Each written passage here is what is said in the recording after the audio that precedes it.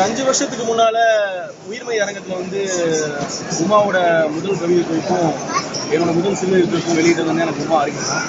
ஒரு 6 ஆண்டுகளுக்கு பின்னாடி 2வது கவிதை தொகுப்பு எழுதும் போதே எனக்கு வந்து கொஞ்சம் அந்த புத்தகத்தை படிக்கணும் அப்படின்ற அந்த முதல் காரணமே எனக்கு வந்து சரியானதாக இருக்கும். ஏன்னா இந்த ஒரு 4-5 வருஷத்துல வந்து தமிழ்ல அதிகமாக கொலை செய்யப்பட்டது யாரும் மனுஷன் கூட கிடையாது, கவிதைகள் தான்.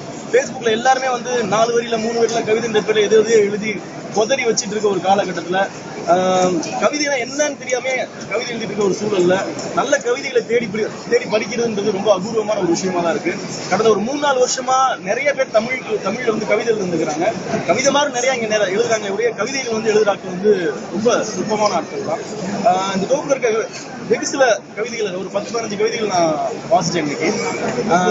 அதிகமும் உமாசக்தியோட கவிதைகள் தான். உமாசக்தியோட முந்தின தொகுப்புலையுமே சரி, இந்த தொகுப்புலையுமே சரி, அதுவும் வந்து செல்ஃபை தான் வந்து கவிதைகள் ஆக்கிட்டு.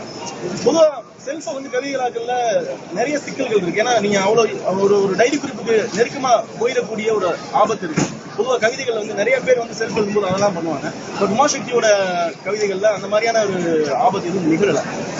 செல்ஃப் வந்து ஒரு நிறைய இடங்கள்ல வந்து சோசியல் விஷயங்களோட கனெக்ட் ஆகுறதும், அப்புறம் வந்து வெறுமனே ஒரு டைரி குறிப்புக்கான சாத்தியங்களோட முடிஞ்சு போகாம அது வேற ஏரியாக்குள்ள டிராவல் பண்றதுமா நிகழ்ந்திருக்கு.